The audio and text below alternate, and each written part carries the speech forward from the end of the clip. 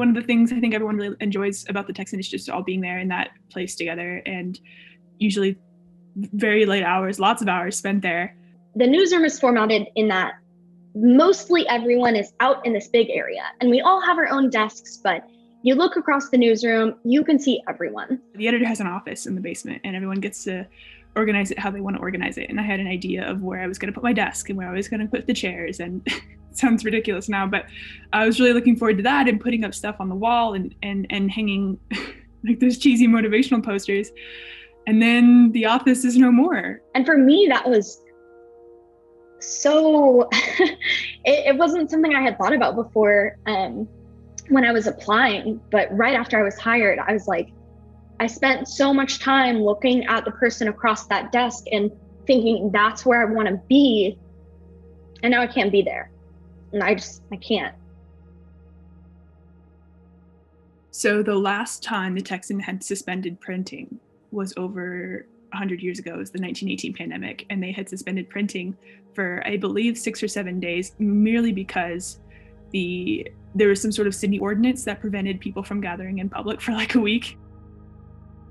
We were getting almost all of our revenue from advertisements in the printed paper that was printing 5 days a week. And so once we stopped printing, we saw a huge cut in the budget. And so we were trying to figure out how to at least semi make up that deficit. The process was painful in terms of not being able to reach the student population at the frequency or the level that we did pre-pandemic. But I felt like the students and the professional team at TSM worked overtime to make it as painless as possible.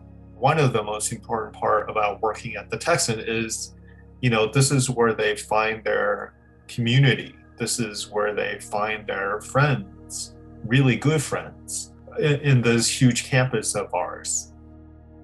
We pivoted to Zoom very quickly, and I sort of slowly, painfully but surely figured out how to use it and set up meetings and set up edits, and we started to figure out how to hold these meetings that had always been in person online. A lot of that has to do with, them sitting next to each other at 11 p.m. or midnight trying to make deadline. And they all know they have homework and stuff to do still. Yet they're sitting next to each other side by side and listening to music, cracking jokes, eating cold food, leftover food. That is where that shared misery really builds a really strong bond for them.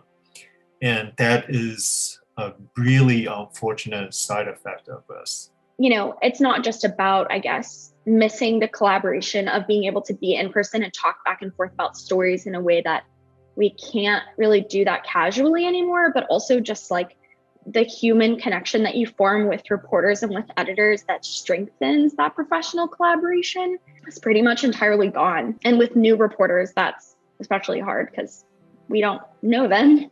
Well, actually, at the beginning of this semester, the managing editor, Trinity, and I talked about it. And, we felt that we should only cover things that directly affects UT and the UT community, and to try to be cognizant of the risks involved in covering these things. But these days, on a regular basis, so for regular assignments, we have to be cognizant of not just whether we're comfortable, but also whether the subject is comfortable with, having one of our photographers take their pictures. So it's a constant balancing act. I think as far as content goes, there's also been just some changes to the way we do things, but I think it's almost made us more particular about what we're running and when we're running it and why we're running it. Because before, you'd get a story in and it would be an event story and maybe it wasn't the best, but you had to run it because you needed 9 stories for that day's paper and you had 9 coming in. And if you cut this one, then you have to figure something out. So it's almost just better to run it anyways. Not to say that we weren't producing quality content before this, but it was different. But I know that Gerald feels strongly that, this is a learning environment for the students, and part of learning is once again sitting together side by side, making the paper. So as far as I know, the goal is, once we're financially viable again, to go back to 5 days a week, and that is something that I feel strongly about. But once again, it really depends on how much we're able to bounce back from what's going on. Media has been such a challenging place to be for the last 10 or 15 years.